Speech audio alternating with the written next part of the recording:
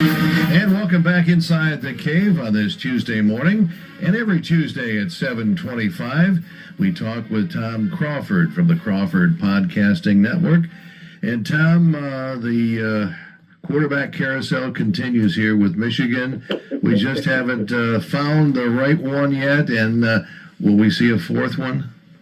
So we're going for seconds now? Let's try it again. Let's start at the top. We'll go Davis Warren now next, and then Orji in the end zone, and then back to Tuttle. I don't know. This is crazy. It is really a dire situation at quarterback. You know, Pat, I've been trying to think back the worst quarterback situation that Michigan has had in recent time. I remember in 2008, Nick Sheridan, who was a walk-on at the time, started for Rich Rod. In his first game against Utah, they lost. The Wolverines lost. I mean, and that was a quarterback room that just didn't have anybody in there. And this one is playing out right now. And you have to have good quarterback play in order to be competitive in the Big Ten and to meet the expectations this Michigan football program has set. And wasn't that a debacle offensively in particular on Saturday in Champaign? It certainly was. I mean, we did not expect anything like this. We knew that they lost a lot of players from last year's team, but wow, we thought they had the backups that could come in and pick up the slack. That certainly hasn't happened. No, you know, it's like, and I text with a few former players, and I had one on former Michigan players, had one on a podcast on Sunday, and the biggest, it was in unison.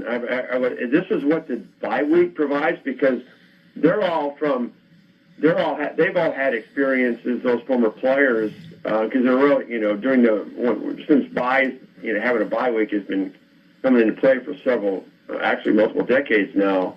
That the bye week was teaching week, learning week, you know, improvement week, as Harbaugh referred to, and getting things fixed and stuff like that. And my God, they almost literally took a step backwards. I mean, I thought their defense played well. I thought the secondary was much more aggressive, as in good, but also a bunch of penalties came with that, so that negated that.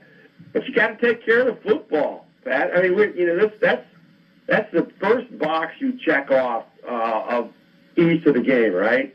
No turnovers, or you got to win the turnover battle. When you're losing turnover battles 3-0, you're not creating turnovers. The defense is playing good, but not creating turnovers. There's no way you're going to win a game against a good team. I mean, Illinois is a good team, not a great team. And, you know, when you give them the short end of the field, you know, 45-yard, 50-yard drives, I mean, that's going to wear your defense down. And so, and then you combine that with this passing game, which is just difficult to look at, and the wideout's not getting any separation that's visual on the screen. It's a huge dilemma right now. Well, Tom, I was looking at the stats. I mean, the numbers, if you were to look at the numbers, now you take, like you just said, the 3 turnovers, you can't win with that. But they had 208 yards rushing, 208 yards passing to 80 for Illinois. They ran the ball for 114 yards. Illinois did have 187. 20 first downs, which has been good for Michigan in recent games. But the thing that I'm surprised with is that Sherrone came out and is now, because they went all in on Jack Tuttle. Last week they named him a captain. It was like, okay, we're all in with Jack Tuttle the rest of the way. And now this week he's talking about naming a starter based on the practice. And I think pretty soon people lose faith. Your team, your coach, when you're juggling that quarterback spot, you got to move forward with somebody and ride it out. Yeah, many times in the pressers, the question's been posed to Sherrone Moore: is this the best version of Michigan we're going to get? And he goes, you know, obviously he jumps in, heck no, and you know, we have so much improvement, and we're going to get it done. Like with Keith Perrin, it's going to get done, but obviously it's not getting done. But your point, Mark, about the stats is you know, when you look at it, like how did Illinois win this game? I mean, this Luke Altmaier, it's funny. He's a transfer from Mississippi State. He's really, you know, good quarterback you talk about game manager. If you look at the two quarterbacks, I go, oh, Luke Altmaier had the better game. Well, he was like 9 of 18 for 80 yards, but he managed the game. He made plays. He didn't turn the ball over. It got everybody else involved. And they had a 200-plus rushing attack, did Illinois, and he himself ran for 60 yards, I think.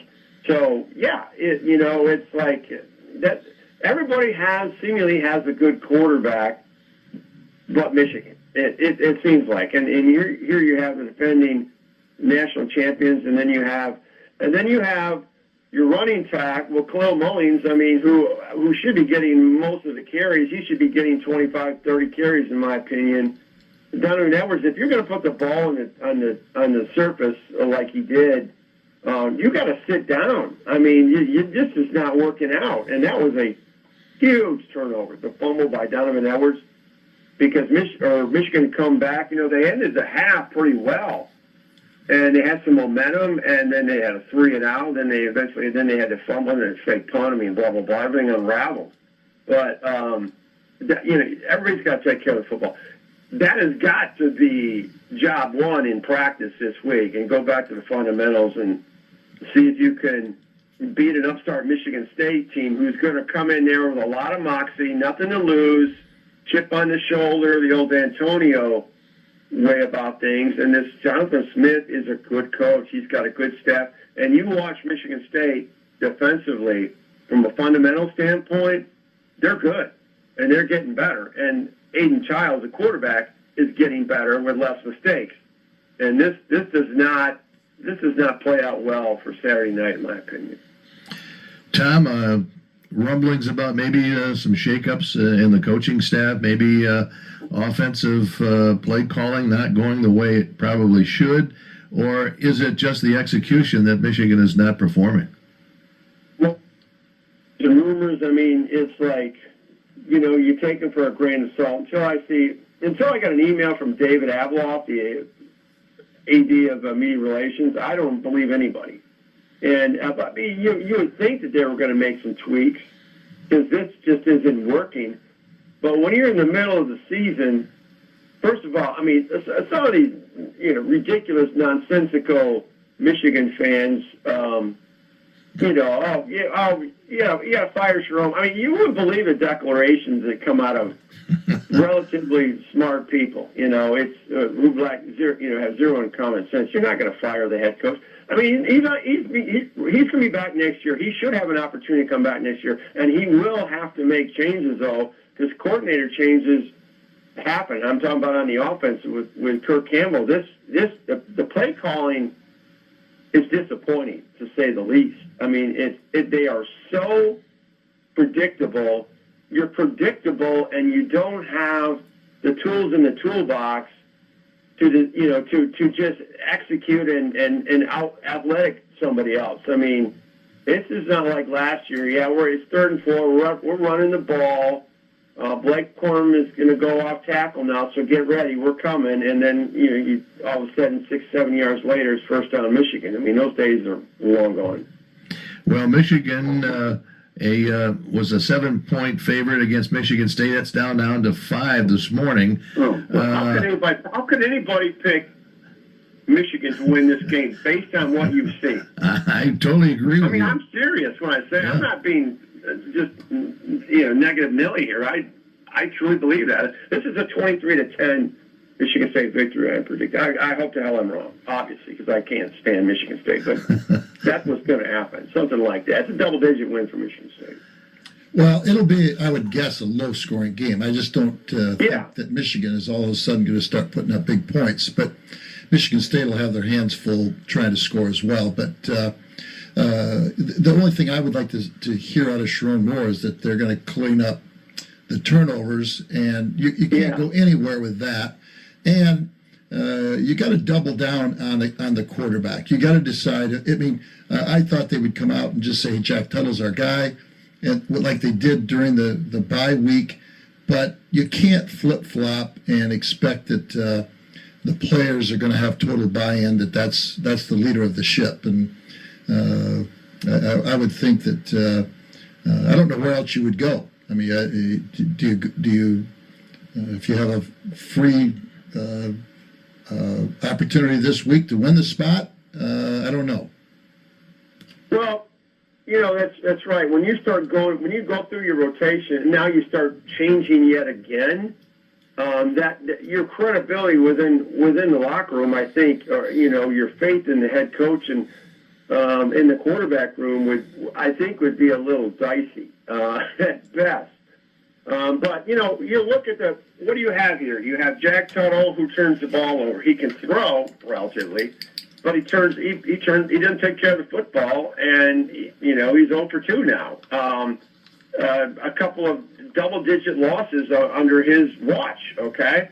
And Davis Warren, he turned the ball over, but not all of those were his fault. And he did show, glimpses of getting out of the pocket against Texas in total distress and made a couple plays. I saw that. But then everybody says, but players love Alex. I hear this from the players, how much Alex is a guy. But how do you have a quarterback who's this is not Rick Leach in 1976 where you beat Ohio State 22-0 without one yard of passing. I mean, you have to have a diverse offense. It has to be complementary. You have to have balance, and you can't get anything in terms of balance from an aerial game out of Alex Orji. It just isn't there. So how do you utilize him? He can't be part of it, in my opinion. Well, did you get a chance to see Indiana Saturday? Yeah, I did, and I'm not being I'm starting to believe, but I still got to see it, and they're playing Washington, not a very good Washington team this week, so they'll get more. Game day is going to be there, for God's sake, in Bloomington, okay? So when they come, not Michigan, now they'll blow out Michigan, but when they come to East Lansing, if they beat Michigan State, that will get my attention. And if they compete against Ohio State, that will get my attention. And I'm holding off. I'm still holding off on Indiana until those two games. Yeah, that would be my feeling too. But then I kind of paid attention a little bit to the Nebraska game because I had an opportunity to watch it. And boy, oh boy, they just I'm not. Yeah, you're right. They embarrassed Nebraska in their. And Nebraska should be in year 2. They should be showing some signs of moving forward. And I don't see Nebraska's improvement yet. No, they really took a step back and did Nebraska. And you're right. I mean, the optics of this work, though, the quarterback got hurt a little bit with his hand. They got to keep him healthy. But you're right. That they're good. I'm not denying. Yeah. And they get the same sold out and all's good in Bloomington. But I'm still holding out for those two games. Who do you like? I mean, take Penn State, Oregon, and Ohio State out. I mean, Wisconsin's rallying; they're playing pretty good. Yeah. Indiana, Illinois.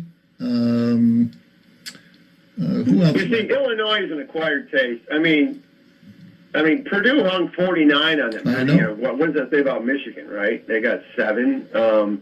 It was a good win for Illinois. The uniforms were to die for. I was all about that. But Illinois is at the bottom of that. All those names. I think Wisconsin's as good as Illinois right now. I really do. And Penn State.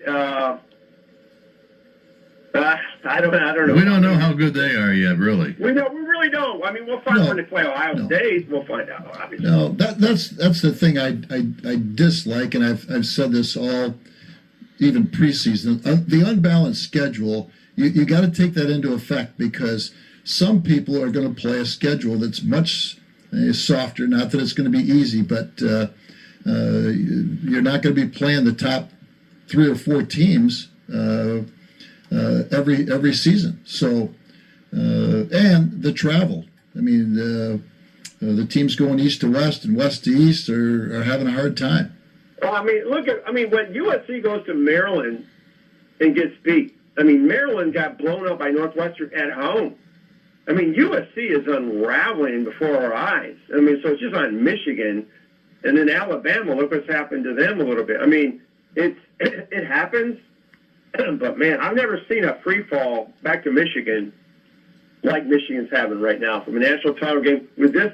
I know there's a lot of starters going. I get all that, but the amount of talent back and resources and all that other stuff, I'm mystified at how bad this team got so quick. All right, let's stop the negativity. Let's talk about something positive, Tom. Let's talk about Michigan basketball. You were at practice last week. Tell us how that went. Oh, it's great. You're gonna love Dusty May. You know, he opened. We had 3.5 hours with these guys. We had open practice, and there's a lot of good players on this team. It goes 9 deep, and you're going to like Roddy Gale, the transfer from Ohio State. We saw him last year. He kind of shot down Michigan a couple games there, and Trey Donaldson's is a guard that you're really going to like. I mean, we're going to find out. Well, actually, they have an exhibition game on Friday night against Toledo, but their first home opener is a week from Monday, like 2 weeks from last night against Cleveland State. And I just have recommend everybody come out and look at this team. And they are fun. They push the ball. They have Biggs and Danny Wolf and Vlad, and Big Vlad, the big Russian in the middle. Vlad Golden, he's unbelievable. He came up with Dusty from FAU, and Will Cheddar's back, and Reuben Jones, another good guard out of Houston.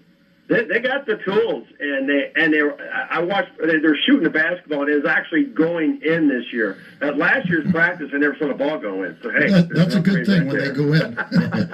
Well, I'm glad Toledo is just an exhibition, because Toledo has given Michigan troubles the last few years. They truly have, absolutely. And then Michigan goes on to a tournament at Wake Forest. I mean, hey, listen, basketball can't come fast enough, guys. Just the opposite of last. This is the craziest scenario where the optimism of the two sports is just completely flipped. And he's got a tough schedule. He didn't avoid scheduling some very tough games. Now, there's going to be a few in there, but everybody does that. But their schedule, don't be fooled by their preseason schedule, because they're going to take a few lumps. But there's no doubt about it. They'll be battle tested by the Big Ten season. Yeah. And the Big Ten, I mean, guys, 18 teams on the Big Ten. I was hearing from some pundits in the media, the Big Ten could get 12 to 14 bids for the NCAA tournament. It's going to be that good. How crazy is that? But when you have 18 teams in the league, there's more to choose from, right? Exactly right. And we are way over time. We're out of whack here. It, man. Hey, can we go another hour? Yeah, we could. I'm rolling, man. All right. Well, Tom, tell everybody how you can or they can get your podcast. Yeah, Tom State Community, all one word, on my YouTube channel, on my Facebook page, my community page. It's a lot of sports content, a lot of Michigan content, and it's Michigan State week. It's still a great game, still a great rivalry, battle for Paul Bunyan. So see you there Saturday night in the box, Pat, and hold my hand, see if I can get through this thing. Are you excited about this night game? No, getting home at 2 in the morning as a 68-year-old old man. No, I'm not at all. All right, I feel the same way. Pat's got to be at the Lions game by 1 o'clock Sunday. So. That's right. I forgot about that. That's awesome. That's great. We'll just have to suck it up. There you go. All right, Tom. All right, thanks a lot, Tom. We'll talk to you next Tuesday. All right, guys. Tom Crawford from the Crawford Podcasting Network, our guest here on Inside the Cave. Don't go away. Much more sports